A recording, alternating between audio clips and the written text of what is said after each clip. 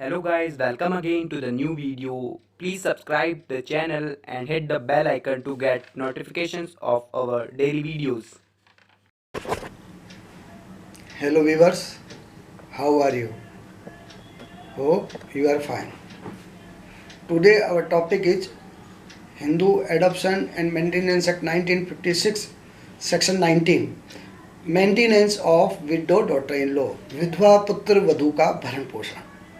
19(1) says a Hindu wife, whether married before or after the commencement of this act, shall be entitled to be maintained after the death of her husband by her father-in-law.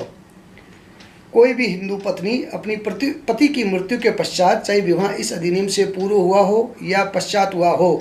भरण पोषण प्राप्त करने की अपने ससुर से हकदार होगी, provided and to extent that she is unable to maintain herself out of her own earning or other property, or where she has no property of her own is unable to obtain maintenance. परंतु में बताया गया है कि इस अधिनियम का विस्तार जब होगा कि विधवा पुत्र वधू या ऐसी विधवा पत्नी के पास कोई खुद की संपत्ति नहीं है, कोई खुद की आय का साधन नहीं है,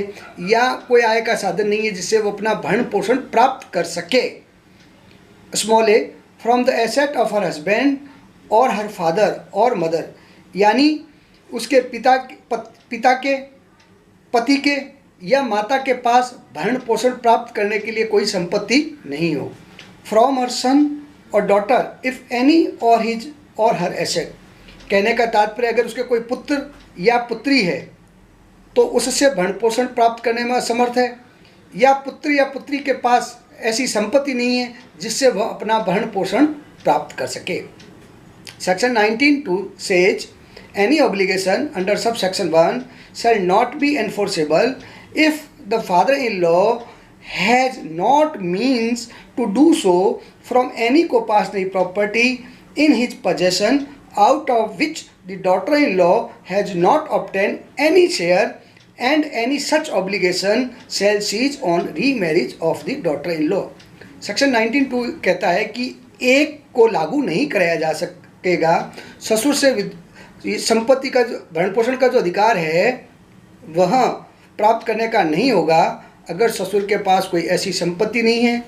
या ससुर के पास ऐसा साधन नहीं है जिससे वह विधवा पुत्र वधू का भरण पोषण प्राप्त कर सके. तो ऐसी स्थिति में वह विधवा पुत्र वधू भरण पोषण प्राप्त नहीं कर सकेगी, या ऐसी विधवा पुत्र वधू जिसने पुनर्विवाह कर लिया है तो ऐसी विधवा पुत्र वधू का भी भरण पोषण का अधिकार समाप्त हो जाएगा. 19 सेक्शन जो है वह यह कहता है कि विधवा पुत्र वधू का भरण पोषण करने का दायित्व ससुर का न तो विधिक दायित्व है, न तो लीगल लाइबिलिटी है, न ही व्यक्तिगत लाइबिलिटी है, बल्कि यह एक प्रकार से नैतिक दायित्व डाला गया है. अगर ससुर के पास ऐसी संपत्ति है और व्यक्तिगत संपत्ति भी है, सदाई की संपत्ति भी है, तो उसका नैतिक कर्तव्य है कि वह अपने विधवा पुत्र वधू का भरण पोषण प्राप्त करे. यह उल्लेखनीय है कन्हैयालाल प्रमाणिक बनवाम पुष्पा रानी के मामले में कहा गया कि सेक्शन 19(2) है वह मिताक्षरा विधि में ही लागू होता है, दाय भाग की शाखा में लागू नहीं होता है. Thank you to all.